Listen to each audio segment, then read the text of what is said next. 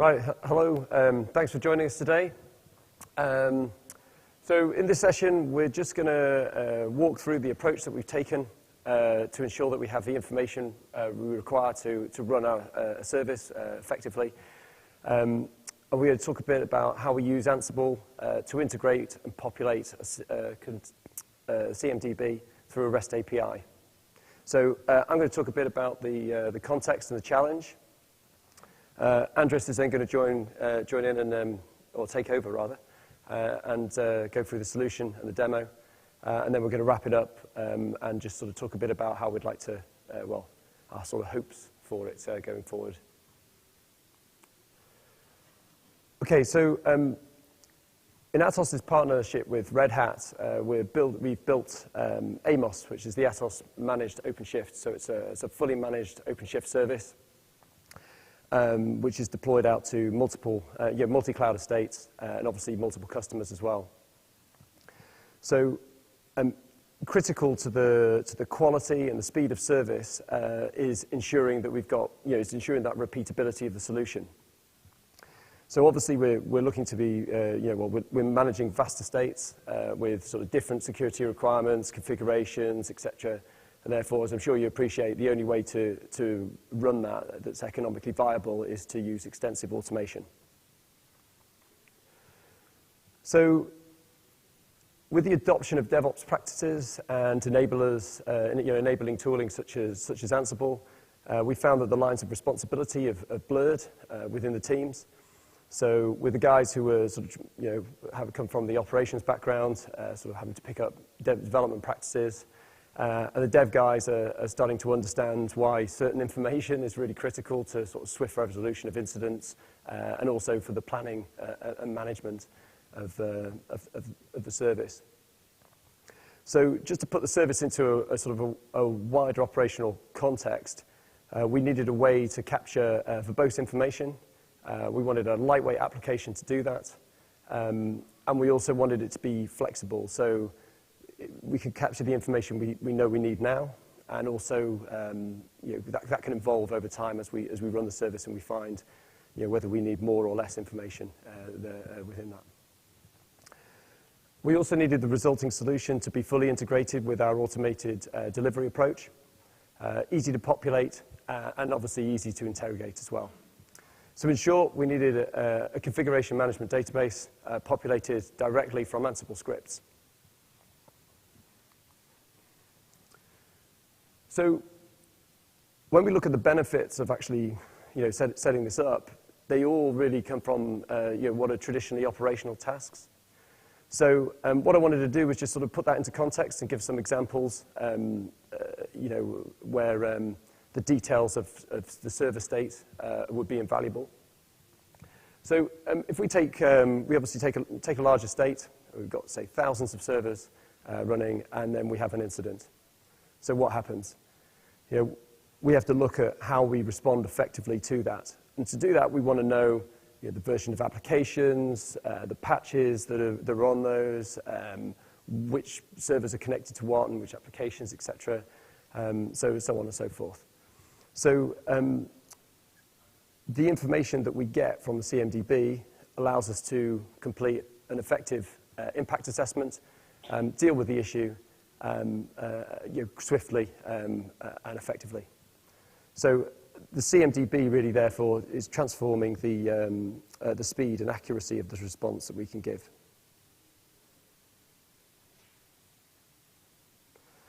So if we take a second example where we've got the decision around how we've got a service request. So imagine we've got a service request for more nodes, and we find when we take a look and interrogate the CMDB, we find that we've already got 3,000 nodes running that already. So what that does then is it triggers a conversation for us. So we can do some further investigation. What's the usage of those nodes? How's that? What's the performance like, et cetera, before we proceed. So, and in that scenario, the CMDB is giving us, is enabling us to make smart decisions about what we do. Ooh, lost my clicker. Let's see. Okay, so with Ansible, it's obviously put enormous power in the hands of our DevOps teams. And with great power comes an even greater responsibility to maintain and manage vast and increasingly complex estates. So the challenge for us lay in this blurring the lines and the shifting of responsibility. So the benefits, as I've just explained, were primarily operational.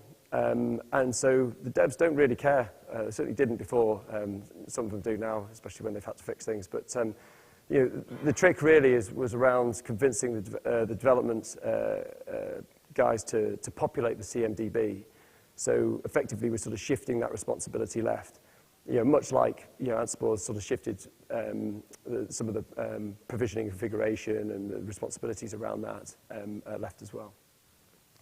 So just to summarize, what we needed was a single source of the truth, which was populated through automation, because then we ensured the accuracy and also low burden of effort to actually do it. It needed to be developer-friendly, so integrated with existing tools. It needed to be flexible and extensible, so it could evolve with us as we go forward with the service, and also a standard interface that we can interrogate easily. So with that in mind, I'll pass over to Andres. He'll go through the slide. There we go. Thank you, Chris. Can you hear me? Yes, thank you. So really, the best way to understand the solution is probably looking at use scenarios. So hopefully this picture would help clarify the key scenarios that we looked at. So if you look at the number one there in the picture, that would be an Ansible developer. So how many of you do Ansible? Can you raise your hand? Great stuff. Sounds good. So Ansible development, we need to write some automation for, say, configuring an asset on a cloud.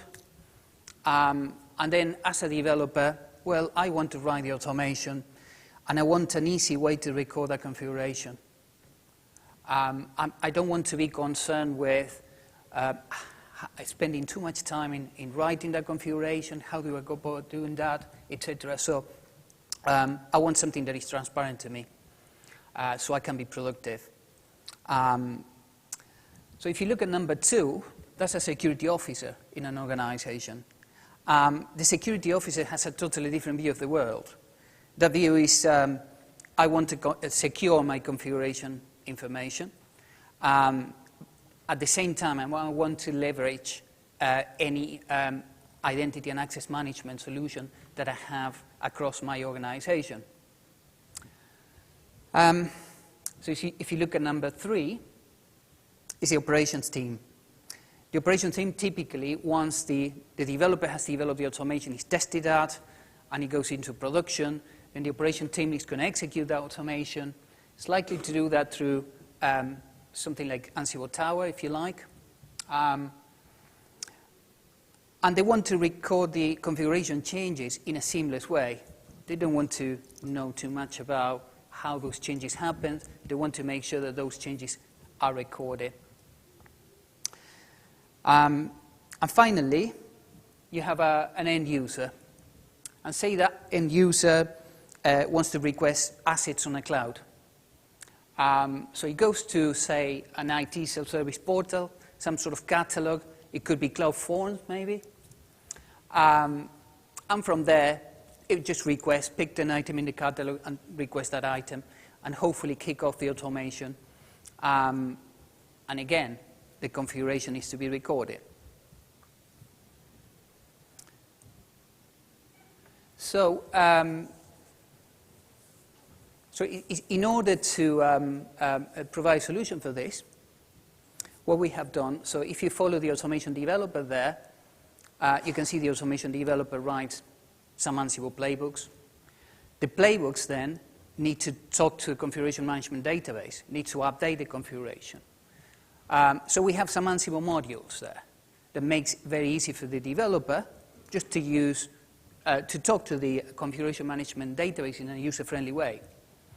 The Ansible modules, in turn, would talk to an identity and access management solution.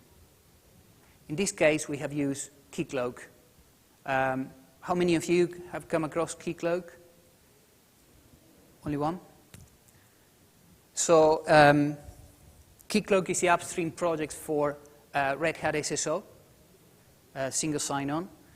It's an awesome application, and you can use it to very easily, as I'm going to demonstrate later, to configure access to the application in a very seamless way, in a very secure way.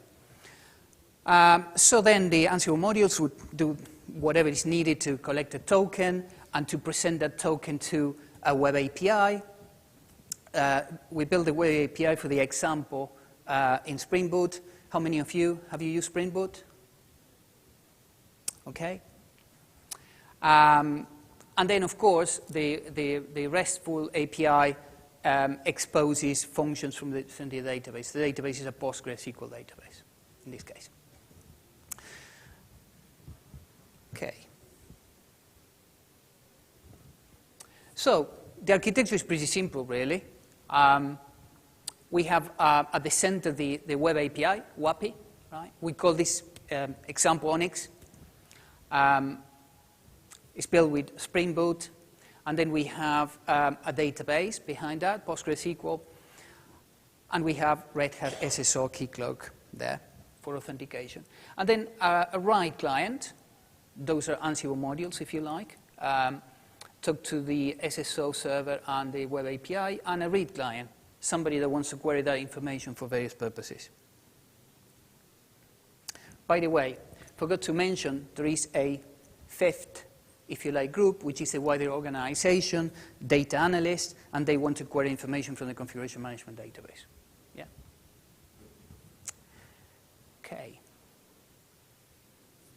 So how do we store the configuration information in the database?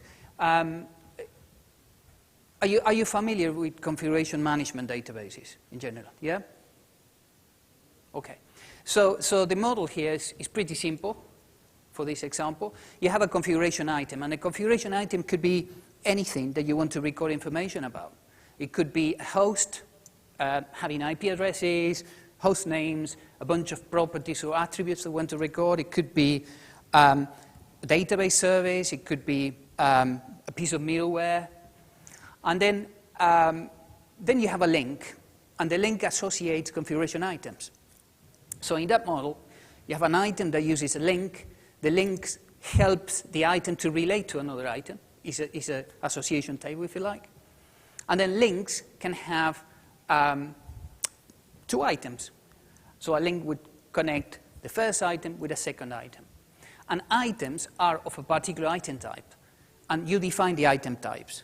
So you say, right, I want this item, configuration item, to be of a type host, to be of a type application, to be of type middleware, whatever.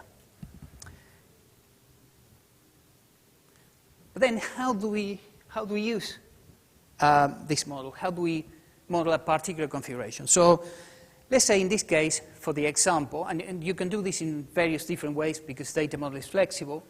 For this particular example, imagine the application, call Onyx, have a web API. The web API is stateless, RESTful. It works across various hosts, say 3 web servers, virtual machine infrastructure maybe. And then you have a Postgre database, maybe a cluster, active, passive, something like that, in other service hosts as well, physical or virtual. So you want to represent that information. Yes? How do you represent multiple versions? Yes. Yes, I'll show you in a minute. And so there are various different ways we can elect to do that. I'll show you an example here. Hopefully it would clarify your question. So, so what happens is that, say if you're doing any sort of activities, Chris mentioned a few of them, but say that you're doing application containerization and you want to move this application from virtual machine infrastructure to containers, and you have hundreds of them. If you had this information recorded, it would be trivial to do some sort of analysis. So it's very important how you go about creating links between configuration items, what sort of attributes you put in those configuration items, how do you query them, and so on. And of course, in the model, you could do this in so many different ways. So there is a space for designing this semantic model for the whole organization. And for obvious reasons, I'm not going to go into the detail here, but hopefully you can see an example there. So that example should be simple to understand. You can see the arrows are links, and the boxes are items. And the links have names there, and I call those names roles. The roles the link performs. So you have an application is made of a web service and a data service. The web service runs on a runtime, in this case SpringBoot, and the runtime is deployed on host A, B, and C. And you can see a version there in the link, for instance. More of that later. If you go on the other branch, you can see that the application is made of a data service as well. The data service runs on a relational database management system, Postgre, that in turn is deployed into host. Yeah?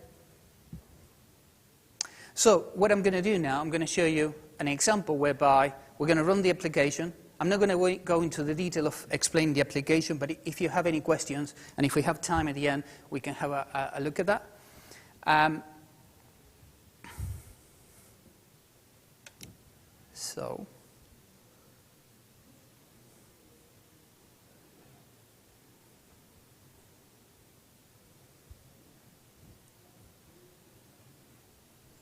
Okay.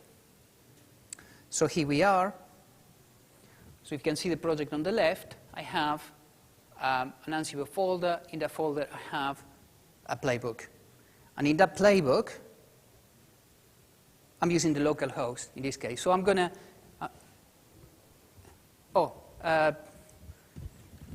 size.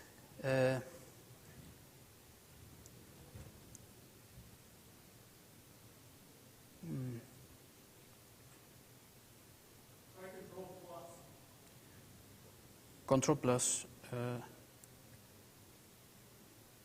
nope.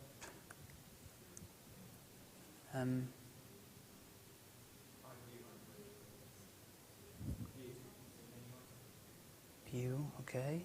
I don't think you.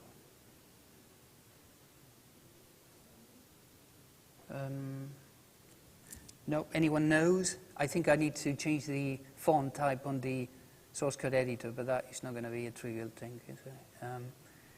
Service, preferences, editor, font. Come on. No. Let's see if I put it in there. Is that better?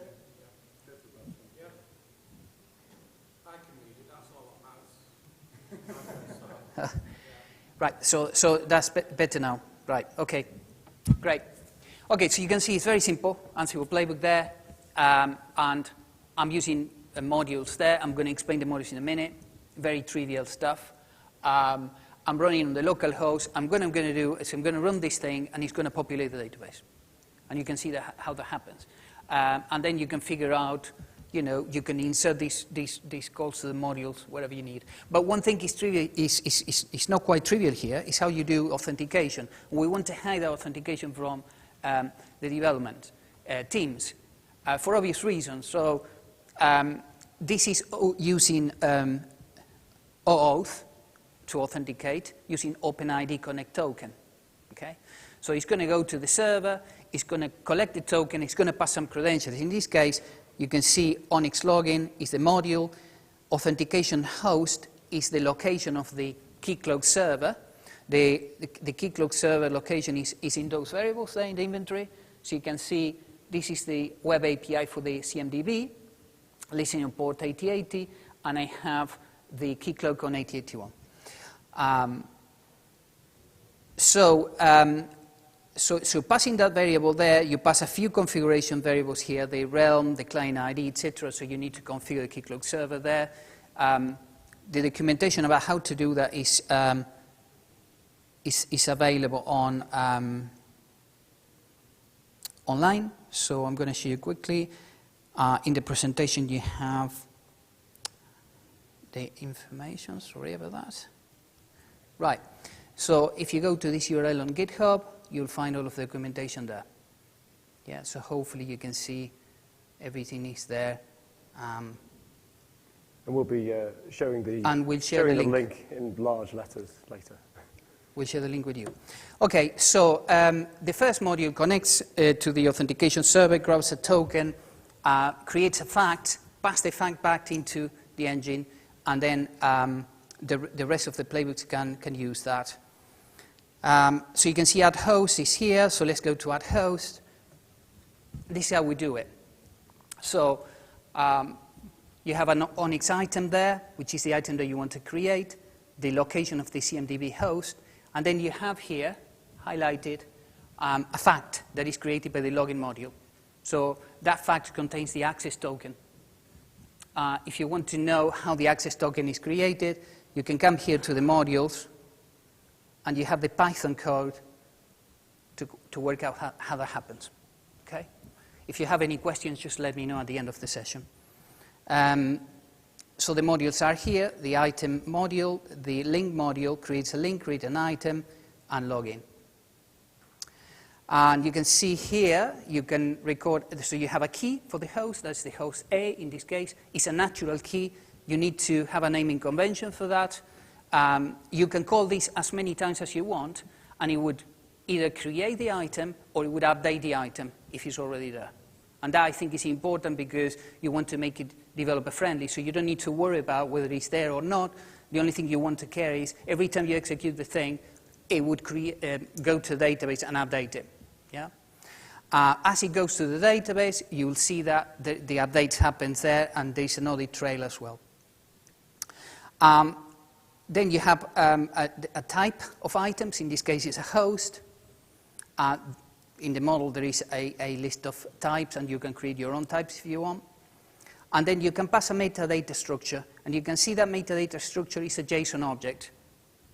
And the JSON object could be whatever you want. And what it's going to do is going to import that information in a JSON field in the Postgres database. And then you can use the Postgres capabilities to query JSON and to do relationship with that data if you need it. So you can see there, I'm having a complex structure. I have a host, I have a name, an IP address, the type of host, in this case I say it's a virtual machine. I have an operating system, it's running RHEL, version 7.5. The cloud provider in this case is AWS EC2, region island, availability zone 1, right? And you may want to deploy, say, another host, host number 2, host B, and that's an availability zone 2 in AWS, for example. So you can work out whatever you need to record, and you can put in a JSON structure. And then, of course, that creates the host. Then the application, you can see it looks similar. So you have a key for the application, a type. In this case, you're recording the web service. In this case, you're recording data service. And for those, you may elect pass or not metadata.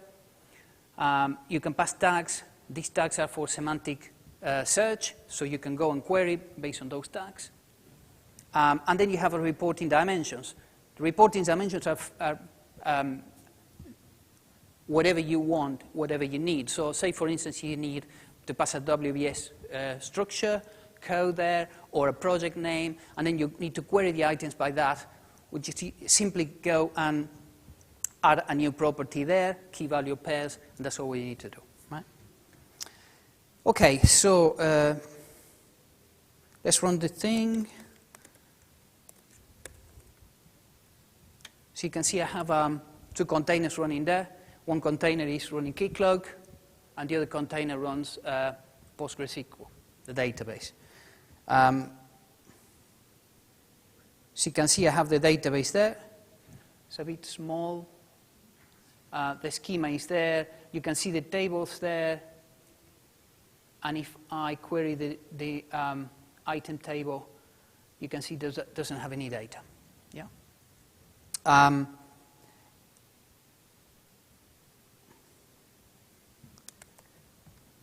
So if I go to the, so I have a SpringBoot service here,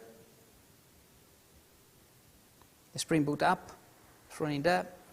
So if I go to the URL of the web server and call on Swagger API, you see immediately directs me to the login server, keycloak, and there I can put a username and password.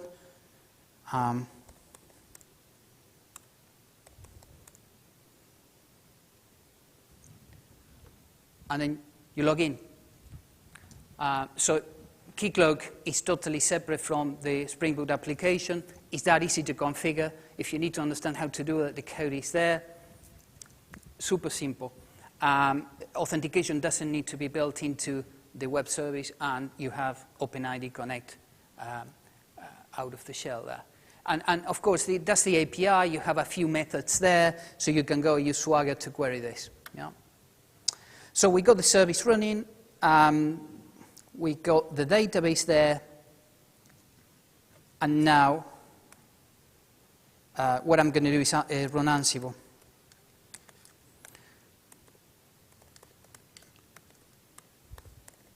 Ansible playbook, -I pass the inventory, and then site.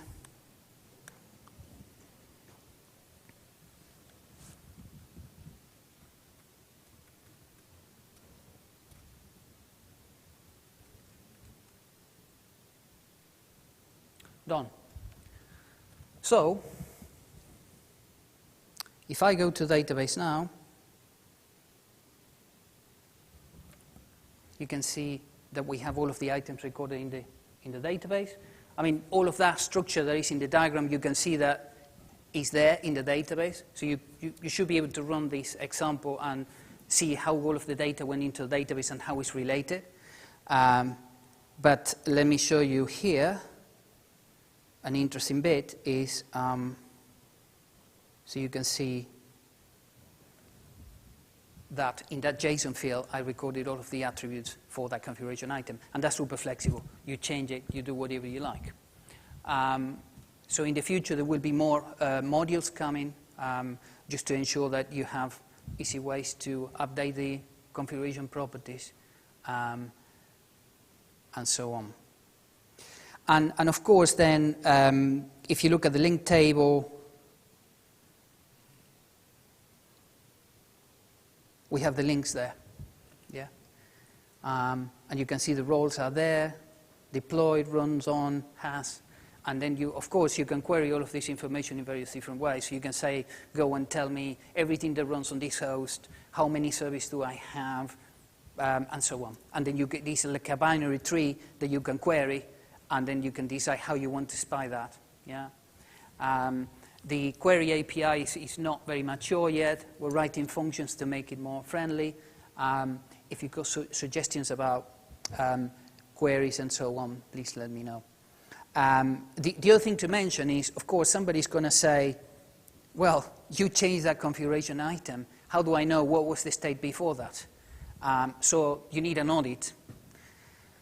So there are tables here which have the audit information, so you can see item audit. So if I query on this, you're going to see that the operation that you can see there in the first column is I for insert. So what happens if I run the same thing again? Will this work? Well, let's do it.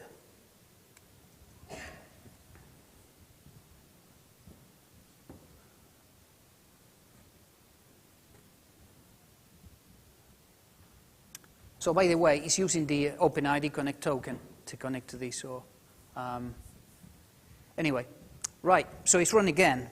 So what would happen here? So if I look at the audit table, if I refresh the audit table, what you see now is you have U for updates. So that means that you have the first entry, but you have the new entries. So every change gets recorded as a new row there. The same happened with the links. So if I look at the audit table on the links, you can see all of the changes recorded there. And of course, if I go back to my link table, you can see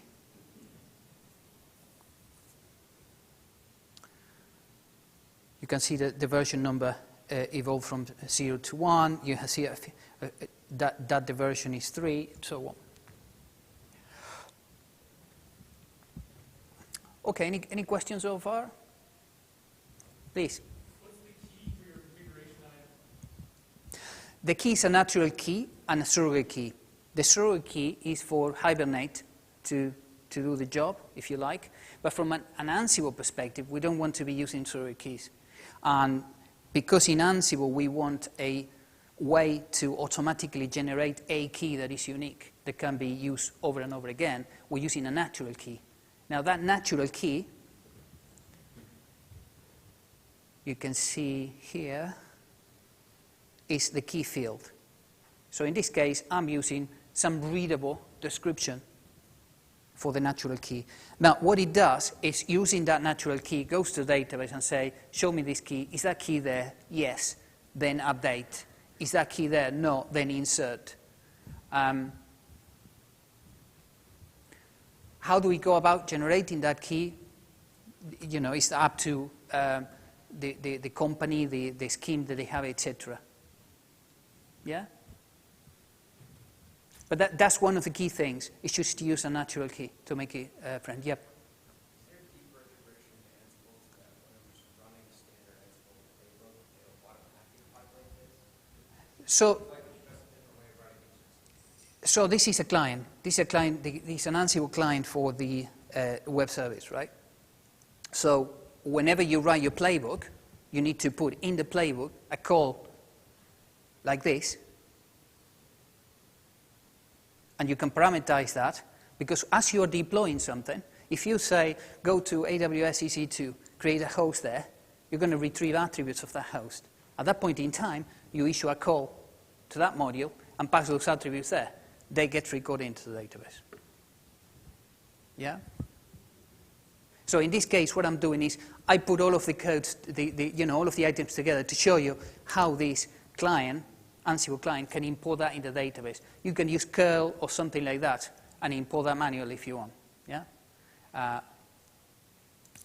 The idea is that it's embedded, in a second, it's embedded into the playbooks. So the problem here that we're trying to solve is that we need to embed very early on in the development lifecycle. When we're writing the Ansible automation, we should also be writing it with looking at a configuration management database to say, as we are deploying something, we're also importing the configuration change in a configuration management database such that they are aligned.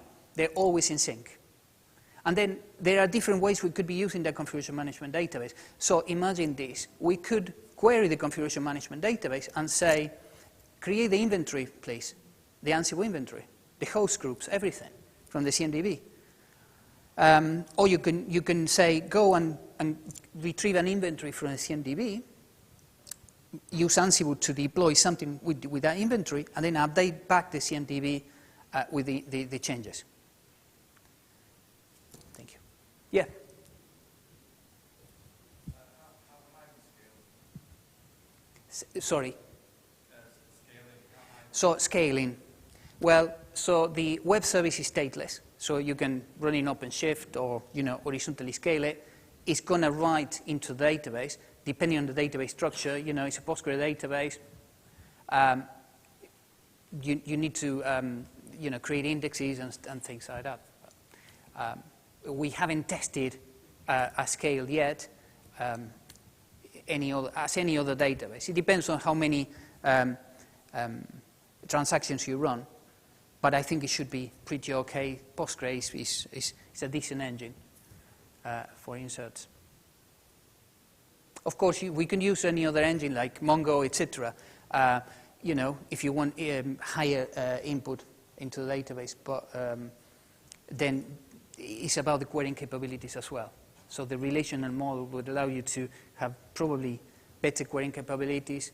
You sacrifice on performance when you insert into the database. I actually have two questions. First question is, I noticed you have one record for each configuration state. If you're just interested in the current state, how do you get that? So when you say one record for configuration state, what do you mean? I thought it was like, okay, here's my host, here's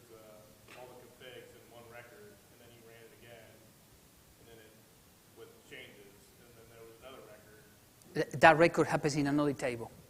If the record doesn't happen in the main table. So what happens is in the database, there are triggers. Okay? So you can see there are a few trigger functions. Yeah? So the trigger basically just say on insert, on update, move that record into another table. And that's what you're seeing, right? Now, when you look at the actual table, it doesn't have duplicates. And then you can decide whether you enable the triggers, you disable them, you back up that data, you know. Okay. And then number two, say you decom a server, do you have a process to take that out of the current database? Yeah, so if you decommission the whatever, the item, right?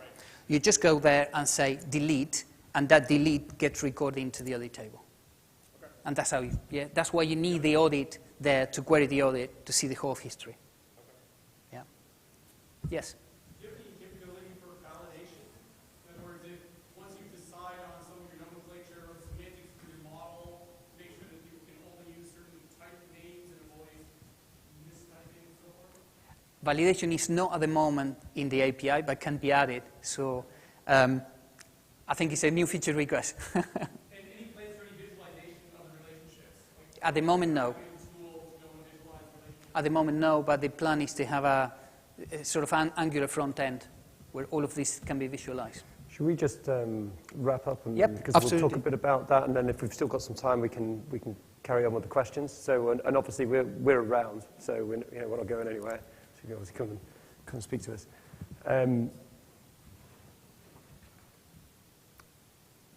Okay, so. Obviously, we've gone through some questions there. I just wanted to kind of sum up where we were and also talk a little bit about our hopes for this going forward, because we're sort of starting to touch on that now anyway. So, okay, so effectively what we've got is by closely integrating the CMDB with Ansible, what we're really doing is making it part of the development and test lifecycle. And that means that we can use it as a single source of the truth. And through the flexible architecture, we can capture the information that we believe we need now and what we believe we need in the future. So in terms of our hopes with this is hope that it was of interest and that it's something that you want to go and download, play with it, use it, find new use cases, feedback, contribute, maybe write a visualization tool. But basically give it life. It's open source. That's what we want to do, sort of build a community around it as well, if that's possible. So if you are interested, then get involved.